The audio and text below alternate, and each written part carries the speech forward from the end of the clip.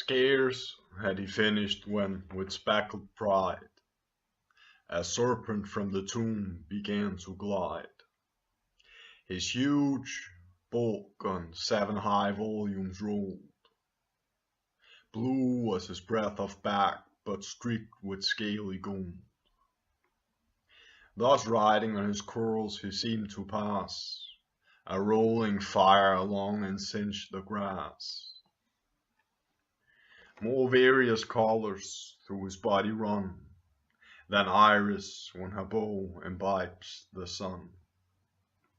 Betwixt the rising alders and around, the sacred monster shot along the ground. With harmless play amidst the bowls he passed, and with his lolling tongue assayed the taste. Thus fed with holy food the wandering guest, within the hollow tomb retired to rest. The pious prince, surprised at what he viewed, the funeral honors with more zeal renewed, doubtful if this place genius were, or guardian of his father's sepulchre. 5 sheep, according to the rites, he slew, as many swine and steers of sable hue. Now generous wine he from the goblets poured, and called his father's ghost from hell restored.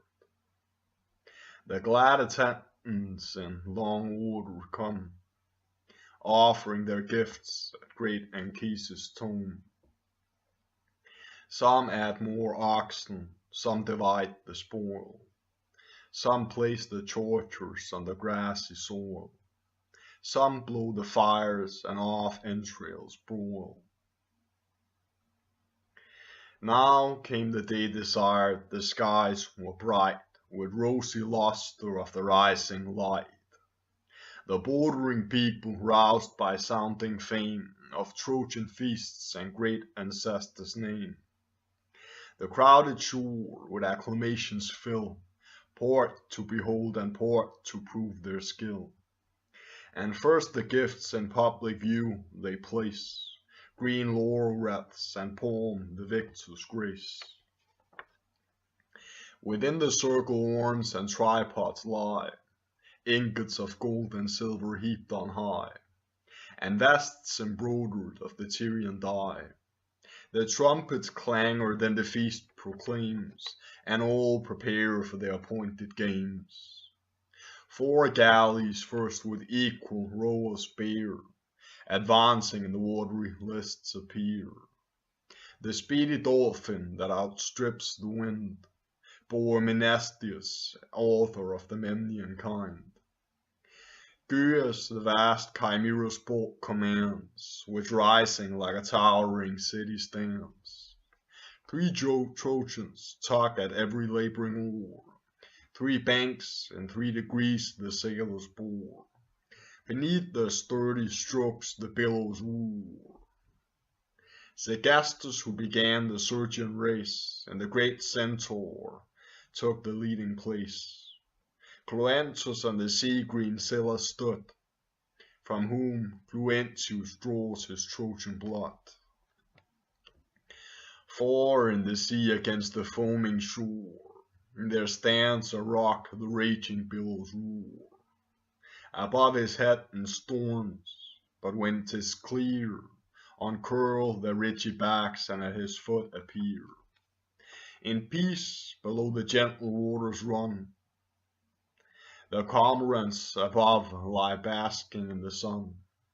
On this the hero fixed an oak in sight, the more to guide the mariners aright. To bear with this the seamen stretch their oars, then round the rock they steer and seek the former shores. The lots decide their place above the rest, each leader shining in his Tyrian vest.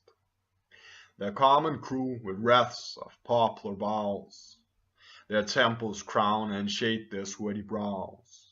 Besmear with oil their naked shoulders shine, all take their seats and wait the sounding sign. They gripe their oars and every panting breast is raised by turns with hope, by turns with fears depressed. The clangor of the trumpet gives the sign. At once they start advancing in a line. With shouts the sailors rend the starry skies. Lashed with their oars the smoky billows rise. Sparkles the briny main and the vexed ocean fries. Exact in time with equal strokes they roam. At once the brushing oars and brazen prow dash up the sandy waves and ope the depths below. Not fiery coursers in a chariot race invade the field with half so swift a pace. Not the fierce driver with more fury lends the sounding lash, and ere the stroke descends, low to the wheels his pliant body bends. The poor shall crowd their hopes and fears divide, and aid with eager shouts to the favourite side. Cries, murmurs, clamours with a mixing sound, from woods to woods, from hills to hills rebound. Amidst the loud applauses of the shore, Æneas outstripped the rest and sprung before. Cloanthus' better man pursued him fast, but his overmasted galley checked his haste. The centaur and the dolphin brushed the brine, with equal oars advancing in a line. And now the mighty centaur seems to lead, and now the speedy dolphin gets ahead. Now board to board the rival vessels go, the billows lave the skies and ocean groans below. They reached the mark, proud Æneas and his train, in triumph rode the victors of the main. But steering round he charged his pilot stand, more close to shore and skim along the sand. Let others bear to sea minute his herd, but secret shells too cautiously he feared, and fearing sought the deep, and still aloof he steered. With louder cries the captain called again, bear to the rocky shore and shun the main. He spoke, and speaking at his stern he saw the bold Cloanthus near the shelving straw. Betwixt the mark and him the Scylla stood, and in a closer compass plowed the flood. He passed the mark, and wheeling got before. Æneas blasphemed the god, devoutly swore, cried out for anchor, and his hair he tore. Mindless of others' lives, so high was grown his rising rage, and careless of his own, the trembling dotards to the deck he drew, then hoisted up and overboard he threw. This done, he seized the helm, his fellow cheered, turned short upon the shelves and madly steered. Hardly his head the plunging pilot rears, clogged with his cloths and cumbered with his years. Now, dropping wet, he climbs the cliff with pain. The crowd that saw him fall and float again shout from the distant shore and loudly laughed to see his heaving breast disgorge the briny draught. The following centaur and the dolphin's crew their vanished hopes of victory renew, while Æneas lags, they kindle in the race to reach the mark. Sergestus take the place. Menastus pursues, and while round they wind, comes up not half his galley's length behind. Then on the deck amidst his mates appeared, and thus their drooping courage he cheered. My friends and Hector's followers heretofore, exert your vigor, tug the labouring oar. Stretch to your strokes my still unconquered crew, whom from the flaming walls of Troy I drew.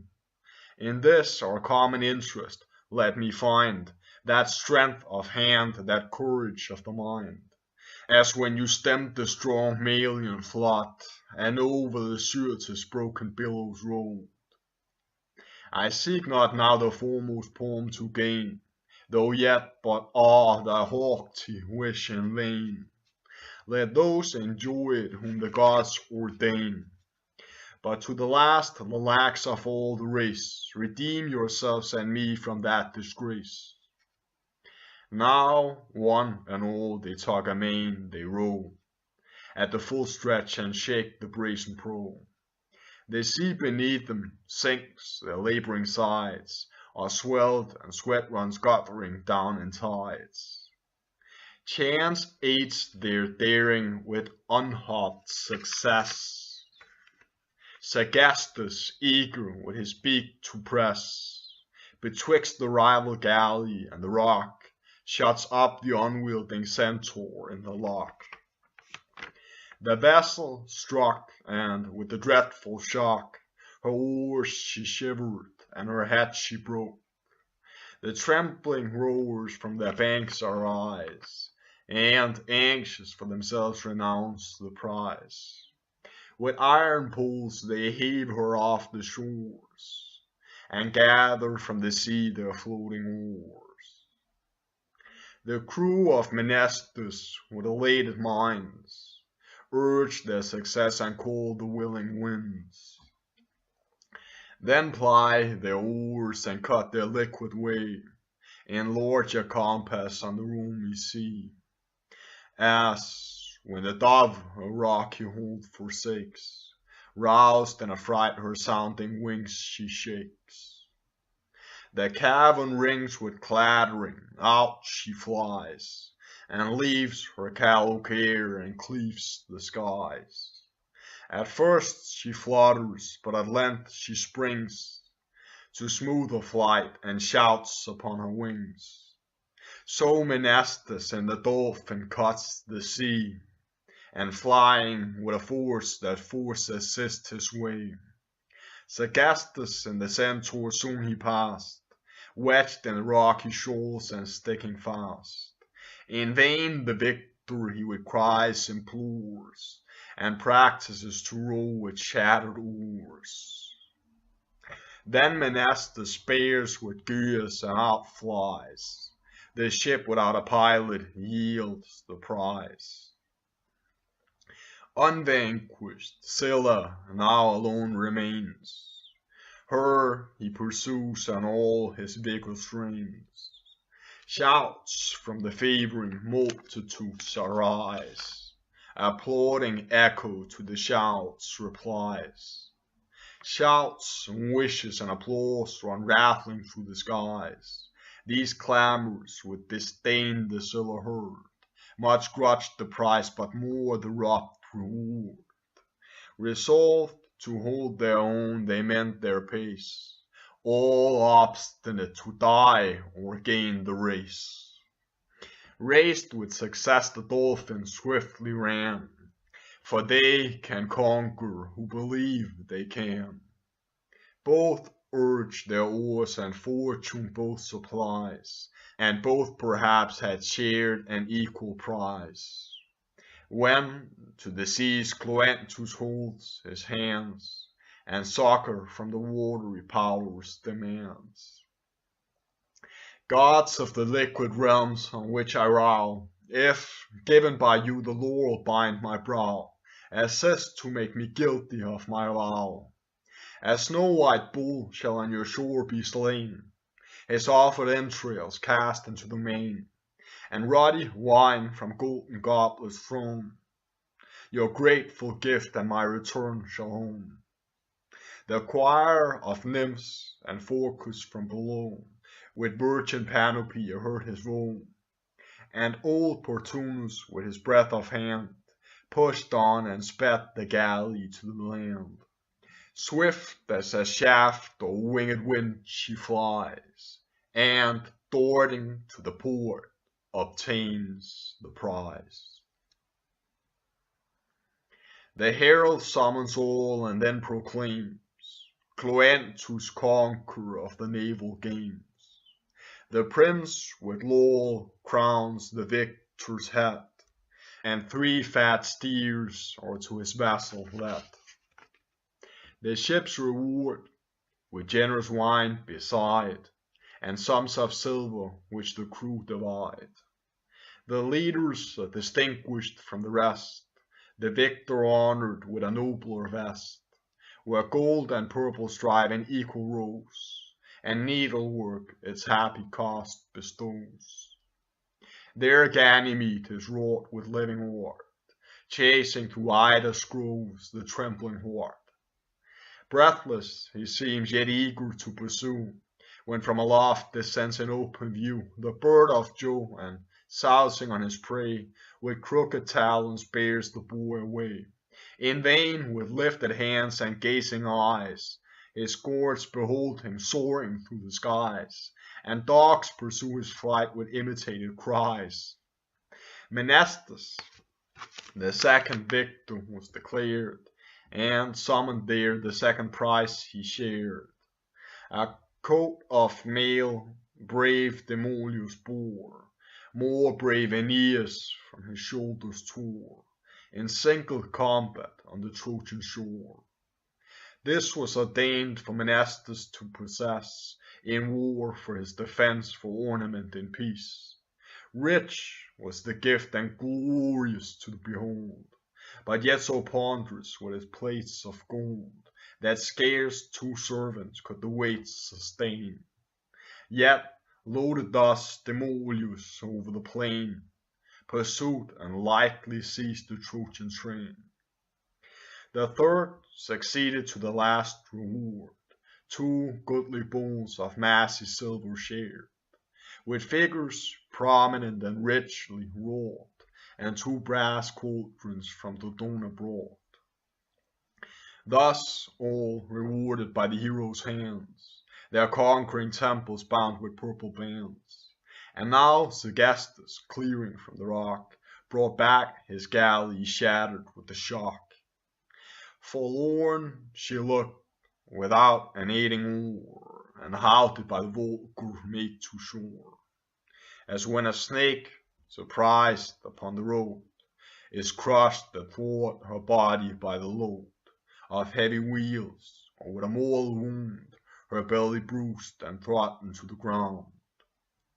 In vain, with loosened curls she crawls along, yet fierce above she brandishes her tongue, glares with eyes and bristles with her scales, but groveling in the dust her ports on sound she trails. So slowly to the port the centaur tends, but what she wants in oars with sails immense. Yet for his galley save the grateful prince is pleased the unhappy chief to recompense. Folly, the Cretan slave, rewards his care, beauteous herself with lovely twins as fair. From thence his way the Trojan hero bent, into the neighboring plain with mountains pent, whose sides were shaded with surrounding wood. Full in the midst of this fair valley stood a native theatre which, rising slow, by just degrees overlooked the ground below. High on a silvern throne the leader sate, and numerous trains attended in solemn state. Here those that in the rapid course delight, desire of honor and the prize invite. The rival runners without order stand, the Trojans mixed with the Sicilian band. First Nisus with Euryalus appears, Euryalus a boy of blooming years, with sprightly grace and equal beauty crowned. Nisus for friendship to the youth renowned, Diorus next of Priam's royal race, then Salius joined with Patron took their place. But Patron in Arcadia had his birth, and Salius his from Achaean earth. Then 2 Sicilian youths, the names of these, swift Ehylumus and lovely Panopes, both jolly huntsmen, both in forest bred, and owing old Acestus for their head, with several others of ignobler name, whom time have not delivered over to fame. To these the hero thus his thoughts explained, in words which general approbation gained. One common largesse is for all designed, the vanquished and the victor shall be joined. Two darts of polished steel and Gnossian wood, a silver-studded axe alike bestowed. The foremost three have olive red decreed. The first of these obtains a stately steed, adorned with trappings, and the next in fame, the quiver of an Amazonian dame, with feathered Thracians arrows well supplied. A golden belt shall gird his manly side, which with a sparkling diamond shall be tied. The third this Grecian helmet shall content. He said, to their appointed base they went, with beating hearts the expected sign review, and starting at once the barrier leave. Spread out as on the winged winds they flew, and seized the distant goal with greedy view. Shot from the crowd swift Nisus all overpast, nor storms nor thunder equal half his haste. The next, but though the next yet forth disjoined, came Salius and Riealus behind. Then Helymus, whom young Diorus plied, step after step and almost side by side, his shoulder pressing, and in longer space had won or left at least a dubious race. Now spent, the goal they almost reach at last, when eager Nisus, hapless in his haste, slipped first, and slipping fell upon the plain, soaked with the blood of oxen newly slain. The careless victor had not marked his way, but treading where the treacherous pot lay, his heels flew up, and on the grassy floor he fell, besmeared with filth and holy gore. Not mindless then Æneas of thee, nor of the sacred bonds of Æneid, he strove the immediate rival's hope to cross, and caught the foot of Salius as he rose. So Salius lay extended on the plain.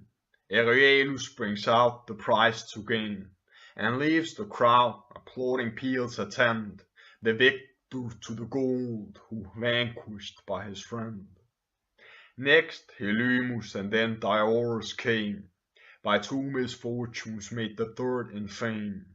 But Salius enters, and, exclaiming loud, for justice deafens and disturbs the crowd, urges his cause may in the court be heard, and pleads the prize is wrongfully conferred. But favor for Æneas appears. His blooming beauty with his tender tears had bribed the judges for the promised price. Besides, Diores fills the court with cries, who vainly reaches as the last reward, if the first palm on Salius be conferred.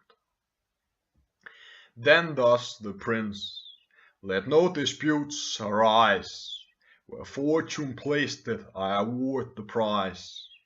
But fortune's errors give me leave to mend, at least to pity my deserving friend, he said, and from among the spoils he draws, ponders with shaggy mane and golden paws, a lion's hide, to Salius this he gives.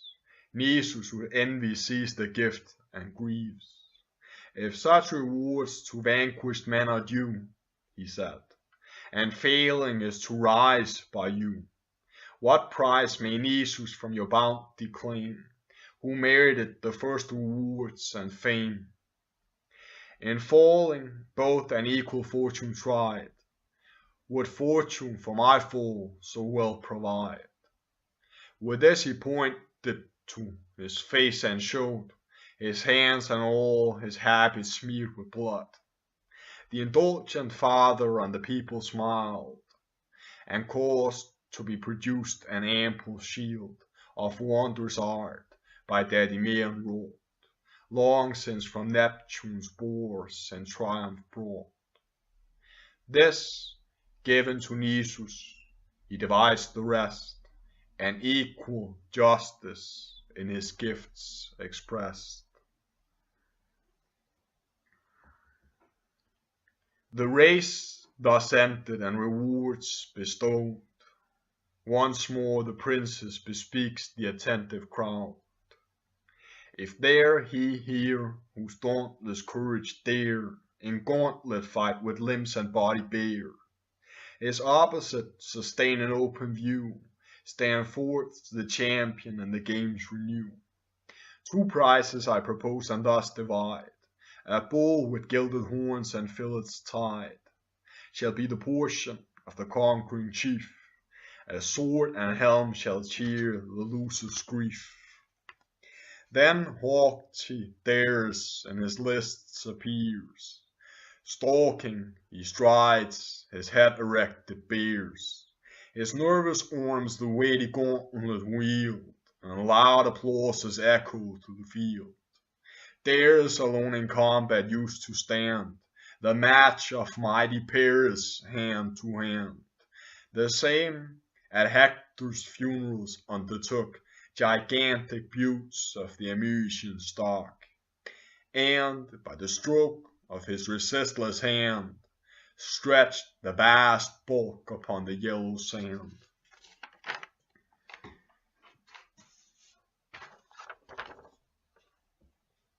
Such Darius was, and such he strode along, and drew the wonder of the gazing throng.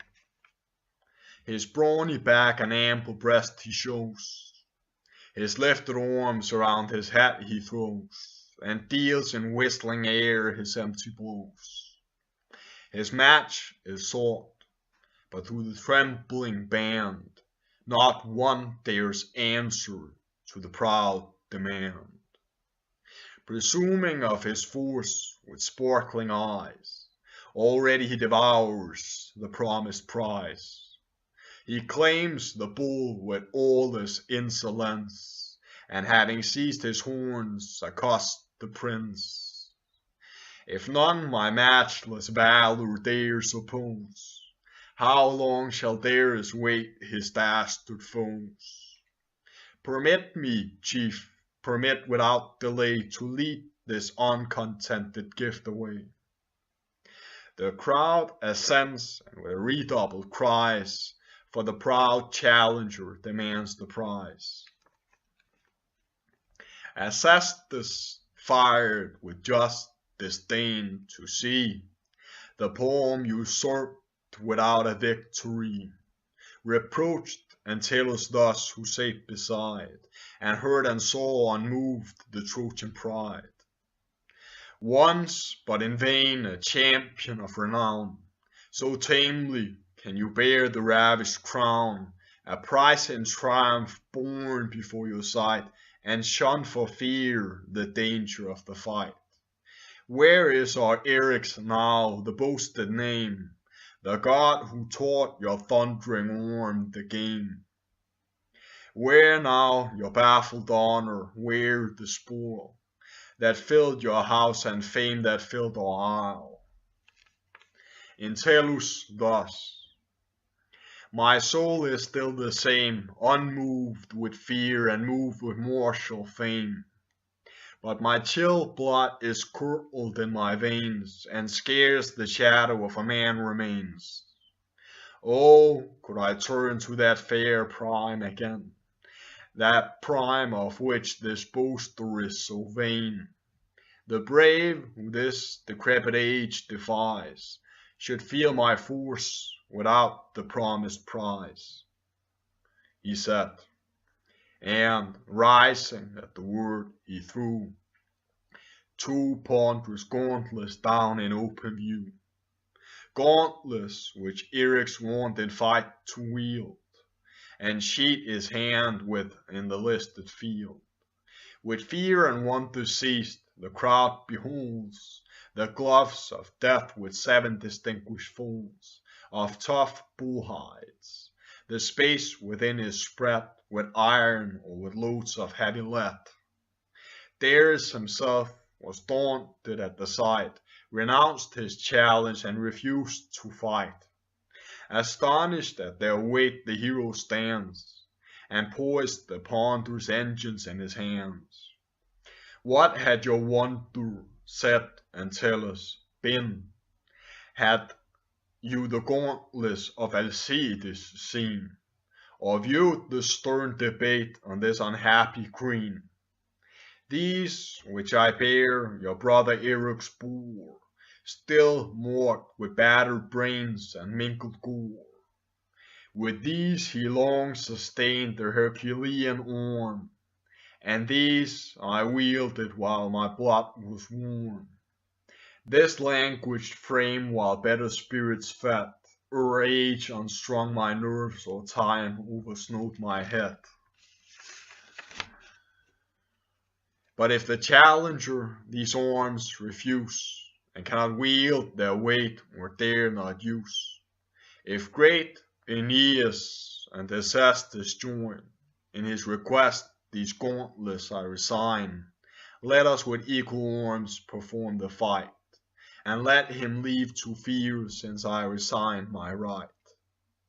This said, Entellus for the strife prepares, stripped of his quilted coat his body bears, composed of mighty bones and brawn he stands, a goodly towering object on the sands. Then just Æneas equal arms supplied, which round their shoulders to the wrist they tied. Both on the tiptoe stand at full extent, their arms aloft, their bodies inly bent. Their heads from aiming blows they bear fore, with clashing gauntlets then provoke the war. One on his youth and pliant limbs relies, one on his sinews and his giant size. The last is stiff with age, his motion slow. He heaves for breath, he staggers to and fro, and clouds of issuing smoke his nostrils loudly blow. Yet equal in success they ward, they strike. Their ways are different, but their art alike. Before, behind, the blows are dealt. Around their hollow sides the rattling thumbs resound. A storm of strokes well meant with fury flies, and errs about the temples, ears, and eyes. Not always errs, for oft the gauntlet draws a sweeping stroke along the crackling jaws. Heavy with age, Entellus stand his ground, but with his warping body wards the wound. His hands and watchful eye keep even pace, while Dares traverses and shifts his place. And like a captain who beleaguers round some strong-built castle on a rising ground, views all the approaches with observing eyes. This and that other part in vain he tries, and more on industry than force relies. With hands on high, Entellus threats the foe, but Dares watch the motion from below, and slip aside and shunned the long descending blow. Entellus wastes his force on the wind, and thus deluded of the stroke designed, headlong and heavy fell his ample breast, and weighty limbs his ancient mother pressed. So falls a hollow pine that long had stood on Ida's height or Emantus wood, torn from the roots. The differing nations rise, and shouts and mingled murmurs rent the skies. Acestus run with eager haste to raise the fallen companion of his youthful days. Dauntless he rose and to the fight returned, With shame his glowing cheeks, his eyes with fury burned. Disdain and conscious virtue fired his breast, and with redoubled force his foe he pressed. He lays on load with either hand amain, and headlong drives the Trojan over the plain.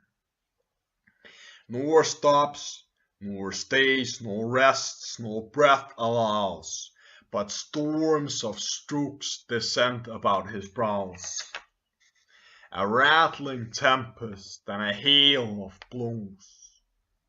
But now the prince, who saw the wild increase of wounds, command the combatants to cease, and bounds and tells wrath and bids the peace. First to the Trojan, spent with toil, he came, and soothed his sorrows for the suffered shame. What fury seized my friend? The gods, said he, to him propitious and adverse to thee, have given him arms superior force to thine.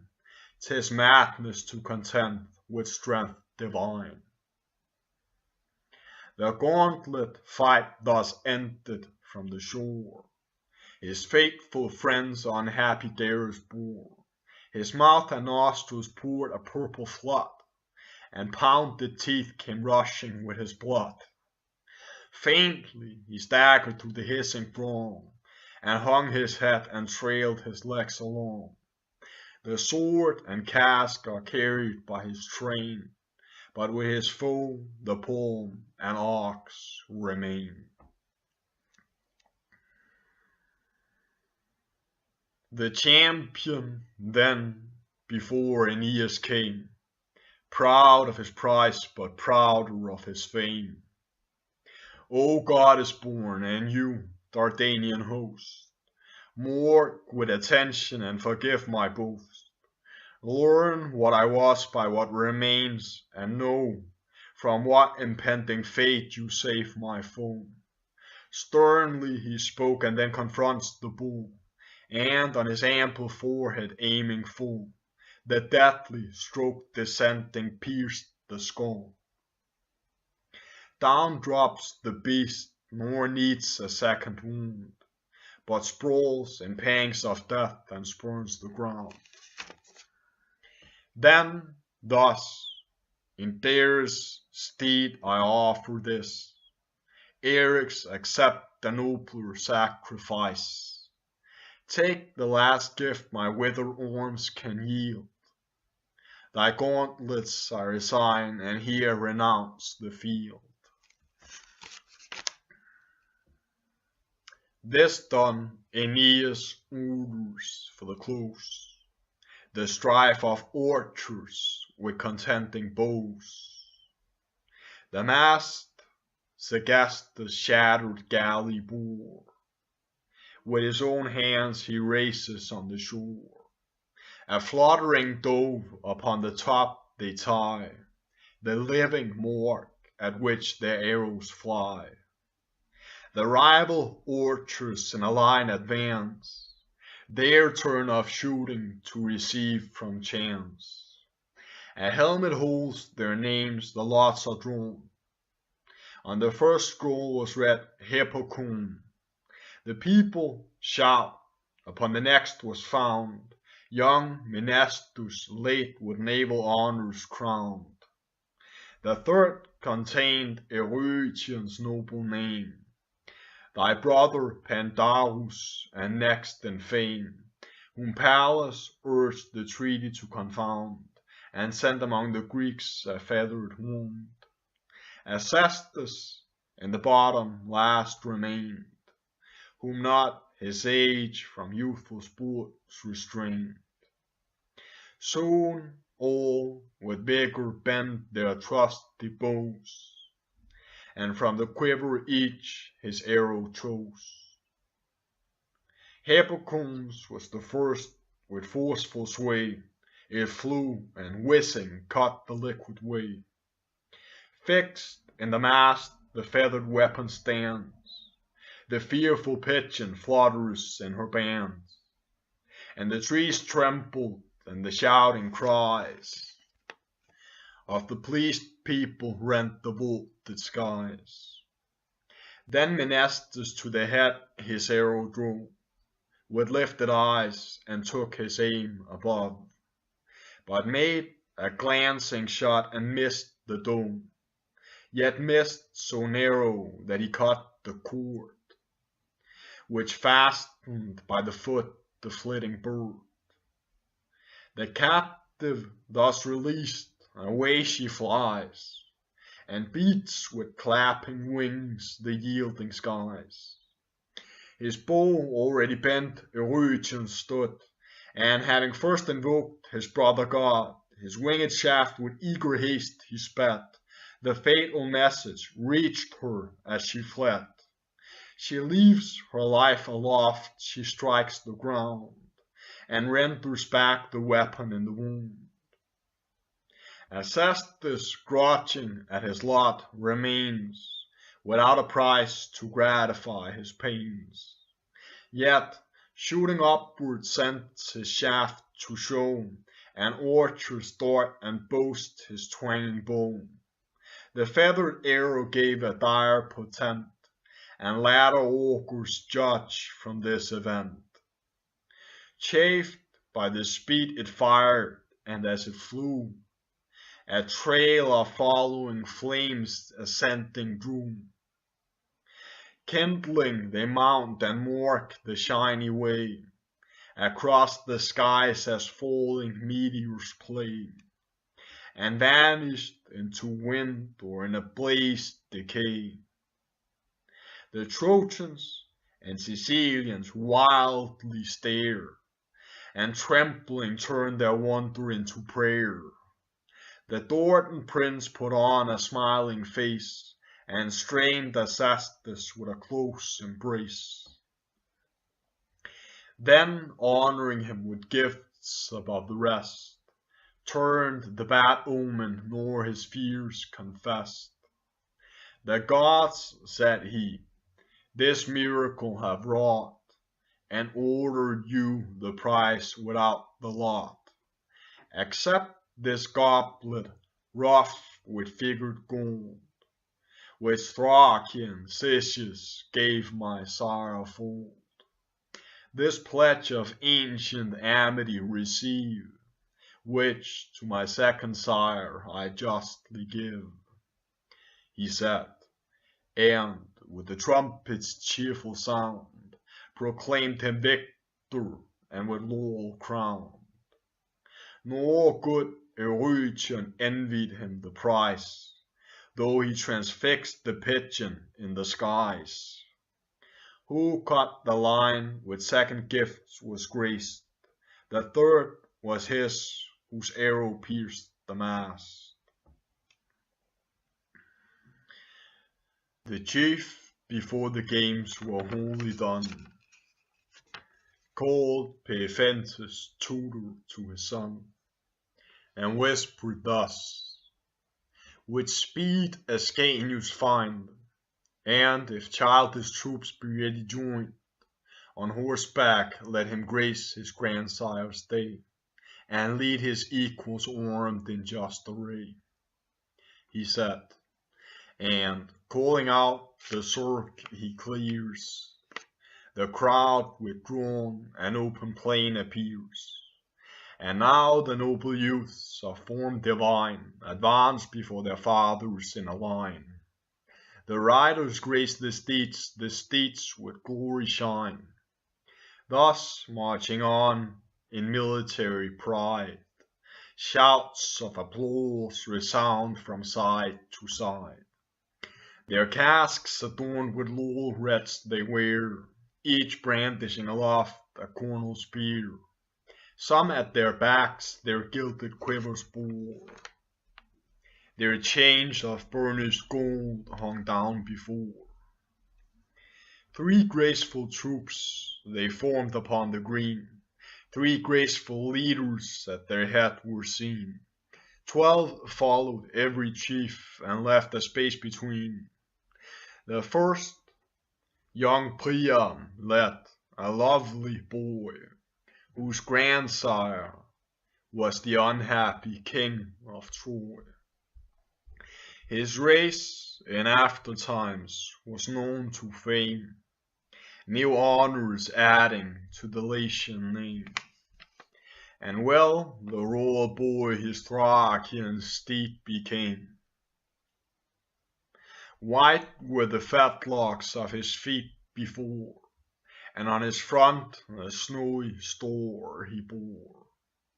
Then beauteous Aetus with Iolaus bred, of equal age the second squadron led, the last in order but the first in place, first in the lovely features of his face.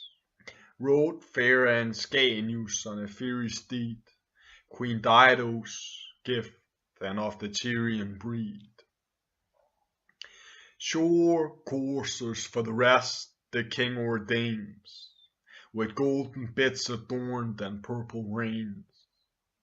The pleased spectators peals of shouts renew, and all the parents and the children view their make, their motions, and their sprightly grace, and hopes and fears alternate in their face. The unfledged commanders at their martial train first make the circuit of the sandy plain, around their sires, and at the appointed sign, drawn up in beauteous order, form a line. The second signal sounds, the troop divides in 3 distinguished ports with 3 distinguished guides.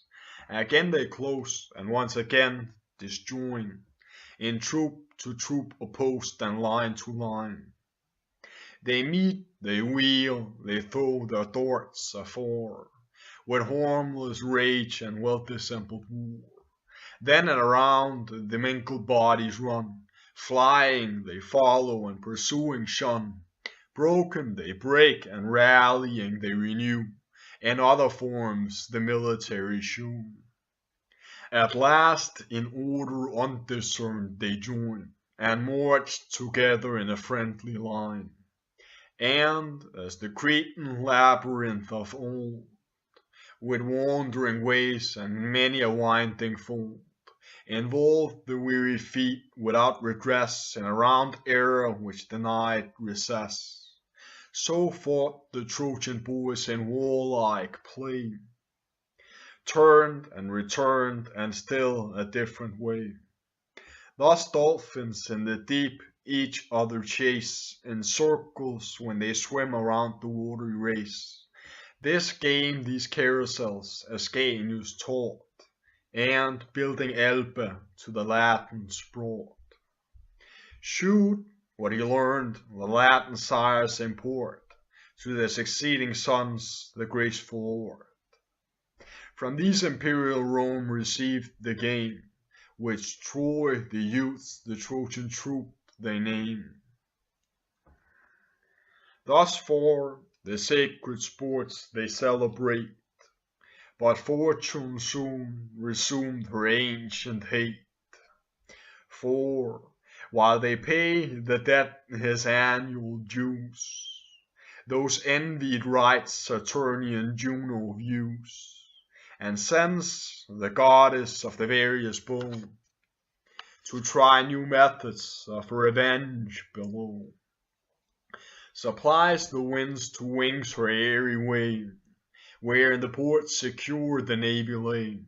Swiftly fair Iris down her arch descends, and undiscerned her fateful voyage ends. She saw the gathering crowd and gliding thence, the desert shore and fleet without defense. The Trojan matrons on the sands alone, with sighs and tears and kisses death bemoan. Then, turning to the sea their weeping eyes, their pity to themselves renews their cries. Alas, said one, what oceans yet remain for us to sail, what labors to sustain? All take the word and with a general groan implore the gods for peace and places of their own. The goddess, great in mischief, views their pains, and in a woman's form her heavenly limbs restrains. In face and shape, old Vergil she became, the reckless wife, a venerable dame, once blessed with riches and a mother's name. Thus changed, amidst the crying crowd she ran, mixed with the matrons, and these words began. O wretched we, whom not the Grecian power, nor flames destroyed in Troy's unhappy hour. O wretched we, reserved by cruel fate, beyond the ruins of the sinking state. Now 7 revolving years are wholly run, since this improsperous voyage we begun. Since, tossed from shores to shores, from lands to lands, inhospitable rocks and barren sands, wandering in exile through the stormy sea, we search in vain for flying Italy.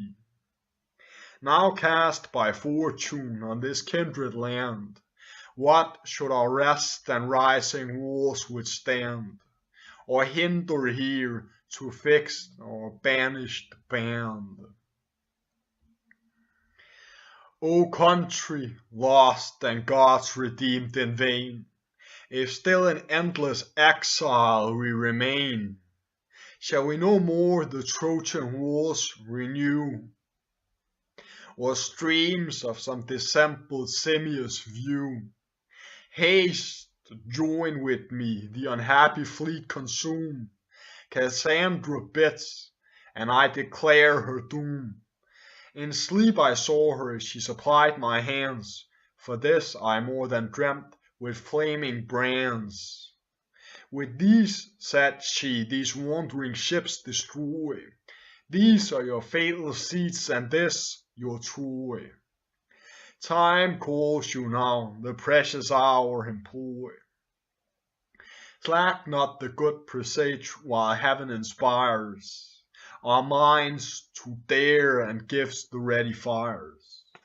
See, Neptune's altars minister their brands. The god is pleased, the god supplies our hands. Then from the pile of flaming fire she drew, and tossed in air amidst the galleys threw. Rapt in amaze the matrons wildly stare. Then Vergil reverenced for hoary hair. Vergil, the nurse of Priam's numerous race. No Vergil this, though she bellies her face. What terrors from her frowning front arise! Behold a goddess in her ardent eyes. What rays around her heavenly face are seen? Mark her majestic voice, and more than mortal mien. Beword, but now I left home pinned with pain, her age and anguish from these rites detain. She said. The matrons, seized with new amaze, roll their malignant eyes under the navy gaze. They fear and hope, and neither part obey. They hope the fated land, but fear the fatal way. The goddess, having done her task below, mounts up on eagle wings and bends her painted bow. Struck with the sight and seized with rage divine, the matrons prosecute their mad design. They shriek aloud, they snatch with impious hands the food of altars, fires, and flaming brands. Green boughs and saplings mingled in their haste, and smoking torches on the ships they cast. The flame, unstopped at first, more fury gains, and Vulcan rides at large with loosened reins. Triumphant to the painted sterns he soars, and seizes in his way the banks and crackling oars. Emilius was the first the news to bear, while yet they crowd the royal theatre. Then, What they hear is witnessed by their eyes. A storm of sparkling and of flames arise. Ascanius took the alarm, while yet he led his early warriors on this prancing steed, and spurring on, his equal soon overpassed, nor could his frighted friends reclaim his haste. Soon as the royal youth appeared in view, he sent his voice before him as he flew. What madness moves you, matrons, to destroy the last remainders of unhappy Troy?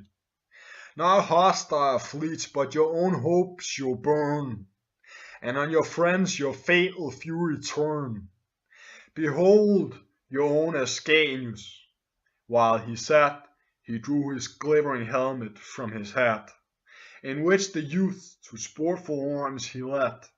By this Æneas and his train appear, and now the women, seized with shame and fear, dispersed to woods and caverns take their flight, abhor their actions and avoid the light. Their friends acknowledge and their arrow find, and shake the goddess from their old truth mind. Not so the raging fires their fury cease, but, lurking in the seams with seeming peace, work on their way amid the smouldering tow, sure in destruction but in motion slow. The silent plague through the green timber eats, and vomits out a tawdry flame by fits.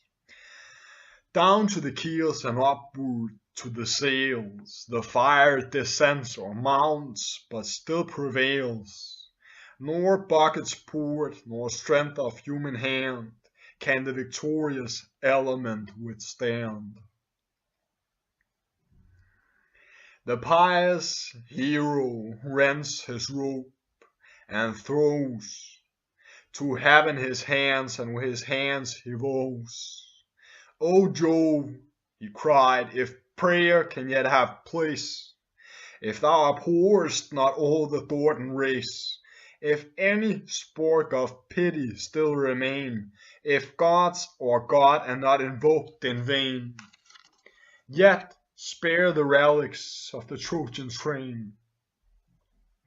Yet from the flames our burning vessels free, or let thy fury fall alone on me. At this devoted head thy thunder throw, and send the willing sacrifice below. Scarce had he sat when southern storms arise. From pole to pole the forky lightning flies. Loud rattling shakes the mountains and the plain. Heaven bellies downward and descends in rain. Whole sheets of water from the clouds are sent, which, hissing to the planks, the flames prevent, and stops the fiery pest. 4 ships alone burn to the waist, and for the fleet atone. But doubtful thoughts the hero's heart divide, if he should still in Sicily reside, forgetful of his fates or tempt the main, in hope the promised Italy to gain. Then Nordus, old and wise, to whom alone the will of heaven by Pallas was foreshown, versed in portents, experienced and inspired, to tell events and what the fates required. Thus while he stood to neither part inclined, with cheerful words relieved his laboring mind. O goddess born, resigned in every state, with patience bear and prudence push your fate. By suffering will our fortune we subdue, fly when she frowns and when she calls pursue. Your friend, Acestes, is of Trojan kind, to him disclose the secrets of your mind. Trust in his hands your old and useless train, too numerous for the ships which yet remain. The feeble, old, indulgent of their ease, the dames who dread the dangers of the seas, with all the dastard crew who dare not stand the shock of battle with your foes by land. Here you may build a common town for all, and from Acestes' name, Acesta call. The reasons which his friends experienced joined, encouraged much, but more disturbed his mind. 'Twas dead of night when to his slumbering eyes his father's shade descended from the skies, and thus he spoke: "O more than vital breath, loved while I lived, and dear even after death, O son, in various toils and troubles tossed, the King of Heaven employs my careful ghost. On his commands, the God who saved from fire your flaming fleet and heard your just desire, the wholesome counsel of your friend receive, and here the coward train and woman leave. The chosen youth and those who nobly dare transport to tempt the dangers of war. The stern Italians with their courage try, rough are their manners and their minds are high. But first to Pluto's palace you shall go, and seek my shade among the blessed below. For not with impious ghosts my soul remains, nor suffers with the damned perpetual pains, but breathes the living air of soft Elysian plains. The chaste Sibylla shall your steps convey, and blood of offered victims free the way. There shall you know what realms the gods assign, and learn the fates and fortunes of your line. But now farewell. I vanish with the night, and feel the blast of heaven's approaching light. He said and rose, as holy zeal inspires. He rakes hot embers and renews the fires. His country gods invested and adores, with cakes and incense and their aid implores. Next for his friends and royal host he sent, revealed his vision and the gods' intent, with his own purpose, all without delay the will of Jove and its desires obeying. They list with women each degenerate man, who dares not hazard life for future fame. These they capture, the brave remaining few, oars, banks, and cables half consumed renew. The prince designs a city with the plough, the lots their several tenements allow. This port is named from Ilium, that from Troy, and the new king ascends the throne with joy. A chosen senate from the people draws, appoints the judges and ordains the laws. Then, on the top of Eryx they begin, a rising temple to the Paphian queen. Anchises, last, is honored as a god.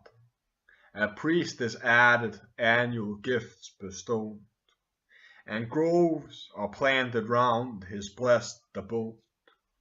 9 days they pass in feast their temples crowned, and fumes of incense in the fanes abound. Then from the south arose a gentle breeze, that curled the smoothness of the glassy seas. The rising winds are ruffling gale forward, and call the merry mariners aboard. Now loud laments along the shores resound, of parting friends in close embraces bound.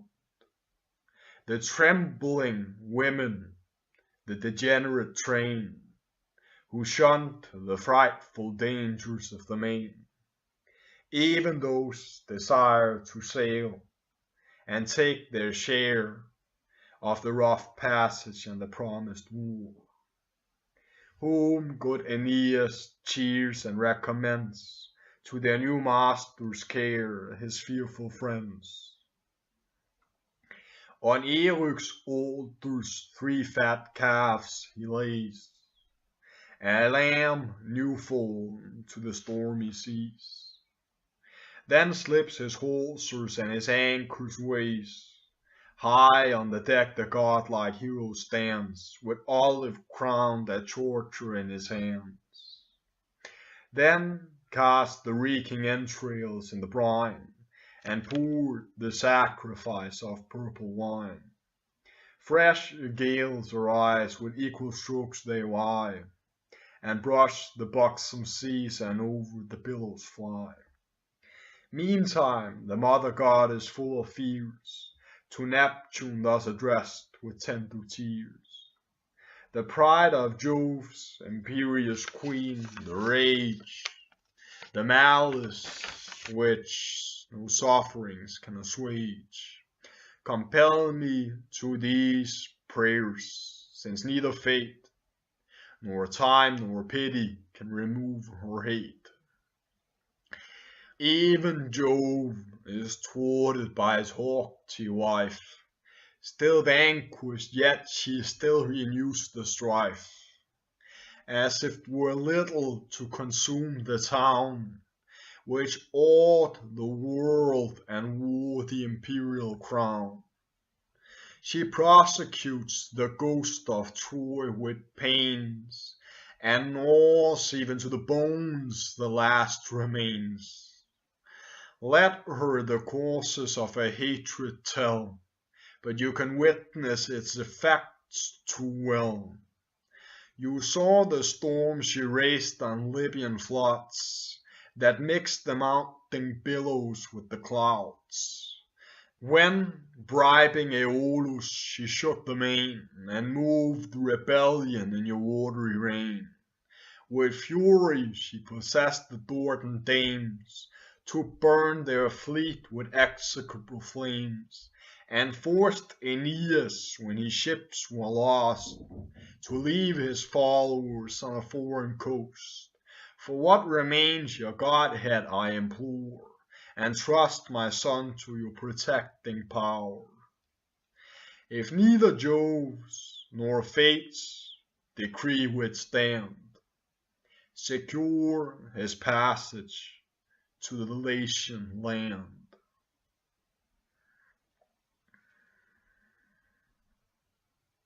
Then thus the mighty ruler of the main: what may not Venus hope from Neptune's reign? My kingdom claims your birth, my late defense of your endangered fleet may claim your confidence. Nor less by land than sea my deeds declare how much your loved Æneas is my care. Thee, Xanthus, and thee, Simmias, I attest. Your Trojan troops, when proud Achilles pressed, and drove before him headlong on the plain, and dashed against the walls the trembling train, when floods were filled with bodies of the slain, when crimson Xanthus, doubtful of his way, stood up on ridges to behold the sea. New heaps came tumbling in and choked his way, when your Æneas fought, but fought with odds of force unequal and unequal gods. I spread a cloud before the victor's sight, sustained the vanquished, and secured his flight. Even then secured him, when I sought with joy the vowed destruction of ungrateful Troy. My will's the same, fair goddess, fear no more. Your fleet shall safely gain the Latian shore. Their lives are given, one destined head alone shall perish, and for multitudes atone.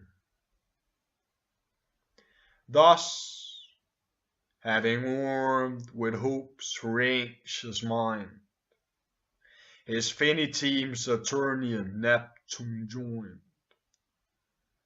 Then adds the foamy brittle to their jaws, and to the loosened reins permit the laws. High on the waves his azure core he guides, its axles thunder and the sea subsides, and the smooth ocean rolls her silent tides.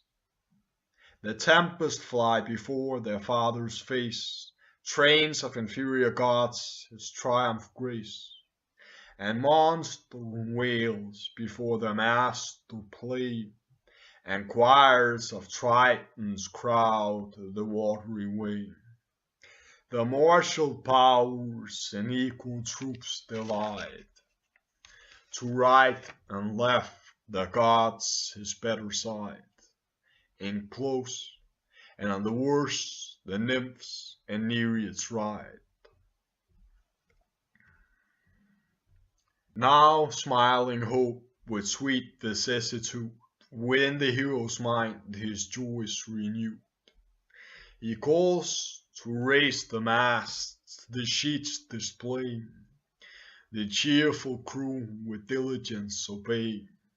They scud before the wind and sail in open sea. Ahead of all the master pilot steers, and as he leads the following navy veers. The steeds of night had traveled half the sky, the drowsy rowers on the benches lie, when the soft god of sleep with easy flight descends and draws behind the trail of light. Thou, Palinurus, art his destined prey, to thee alone he takes his fatal way.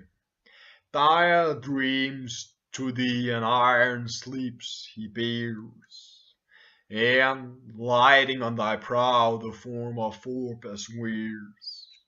Then thus the traitor god began his tale. The winds, my friends, inspire a pleasing gale. The ships without thy care securely sail. Now steal an hour of sweet repose, and I will take the rudder and thy room supply. To whom the yawning pilot half asleep, me dost thou bid to trust the treacherous deep. The harlot smiles of her dissembled face, and to her fate commit the Trojan race.